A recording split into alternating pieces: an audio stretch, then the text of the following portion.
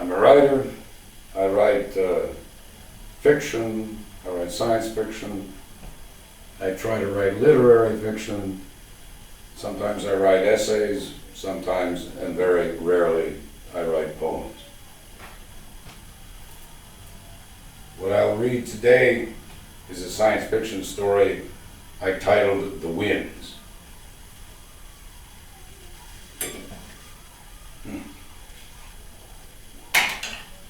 But not before I light the cigar.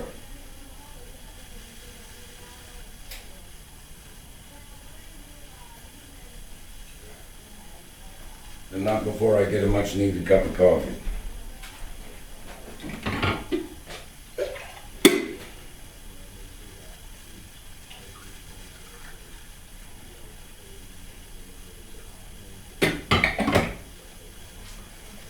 In this day and age, everyone wants to be a star.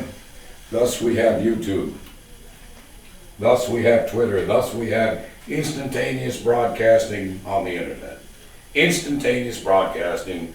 You can go out to Facebook, press live, and off you go.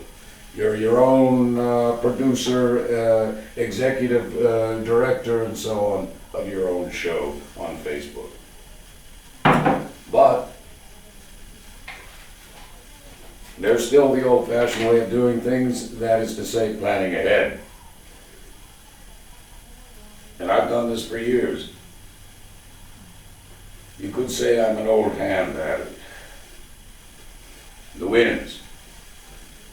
The winds drove with an unnerving ferocity between the towering 50-floor apartment buildings. Kevin stood in front of the living room window and watched the tops of trees far below in the courtyard heave from side to side. He'd already witnessed one tree torn from the ground and hurled aside as though it were nothing more than a weed. This was only the third day of the storm. The courtyard, under far more serene conditions, frequented by several hundred people over the course of each day, was eerily deserted. But then, thought Evans, who would be foolish enough to venture outside during one of these episodes when a person could be swept off the ground, then hurtled within the savage winds for hundreds of feet, only to be dashed against the side of the building? During the storm season, all outdoor construction would cease. Evans, a structural engineer, remained furloughed from work and confined to his apartment during this period.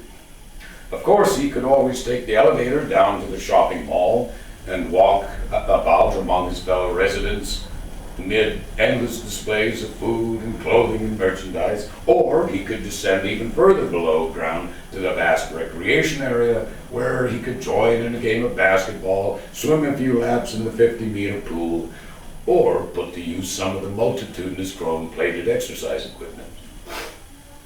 Evans turned away from the window, constructed of glass 5 centimeters thick to withstand the strongest winds, and went over to the coffee table in front of the sofa and picked up his cell phone and gave the device a voice command to call his friend Armando, an agriculturalist who managed one of the state's innumerable underground farms. A few seconds later, Armando began the conversation by saying, "John, you must be getting cabin fever again. The storm season has only just begun, and the winds seem particularly fierce." "Yes, I'm afraid so. I already miss those evening strolls I take through the courtyard. At least I still experience the daily illusion of being outdoors in perfect weather. You made an excellent choice in your profession, a stable environment, steady work. People have to eat, but of course they must have safe, indestructible homes, and therein lies your handiwork, my friend. Well, some of us have to make certain sacrifices. So, are you up for a round of racquetball on your next day off?" I was wondering when you would get to that question. Of course, next Thursday I'll be free. Why not reserve a time for 2 o'clock? Excellent. See you then. Evans set his cell phone back on the table. A moment later, he was startled when a piece of debris struck the window with considerable force.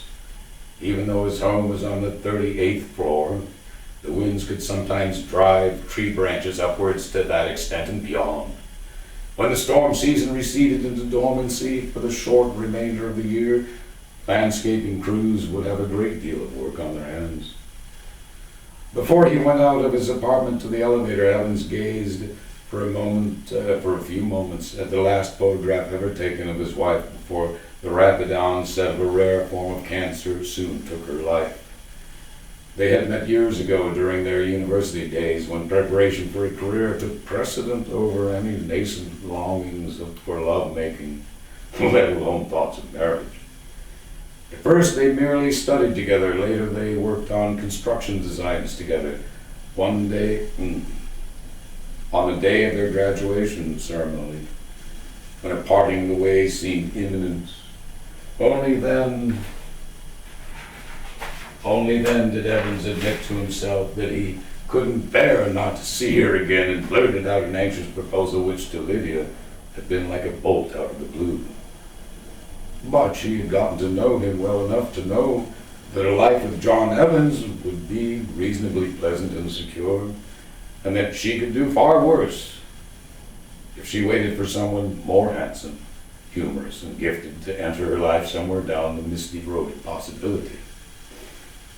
The forced confinement of the storm season, sometimes as now, pressed upon Evans, rankled him with an anxiety he could only elude by taking the elevator to one of the subterranean levels of his residence building, an extensive domain to which hundreds of neighboring residential skyscrapers were all connected.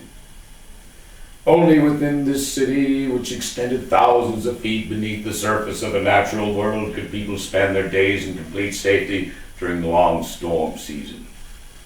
Evans chose to first visit one of the community parks as the elevator made its descent, pausing at various floors as more people got aboard, only to soon reach its maximum capacity and resume its descent without further stops until it reached the first of the public levels and people would step out in various numbers.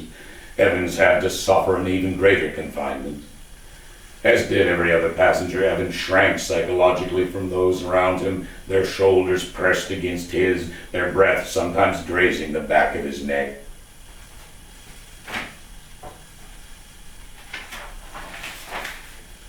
Once he gratefully stepped out of the elevator, he was then instantly immersed in the delightful ambience of the park, whose flowers and sculpted shrubbery, bushes, trees, and wide stretches of lawn, all sustained by actual sunlight, piped down from the surface via optical cables, along with artificial rain which poured from the vast array of sprinklers high overhead.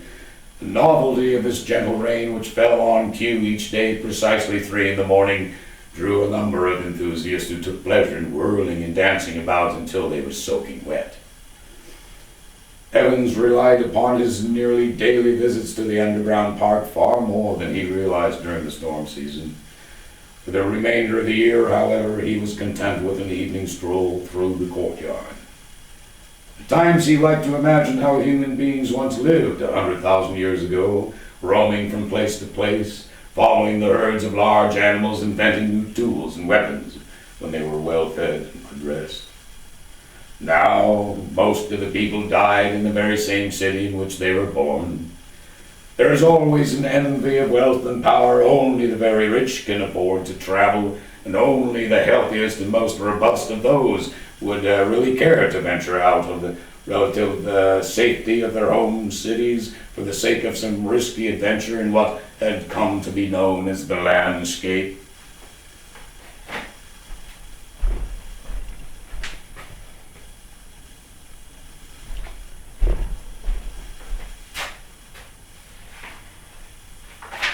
What had become known as the landscape. When Evans was much younger, he and Lydia took the subway to the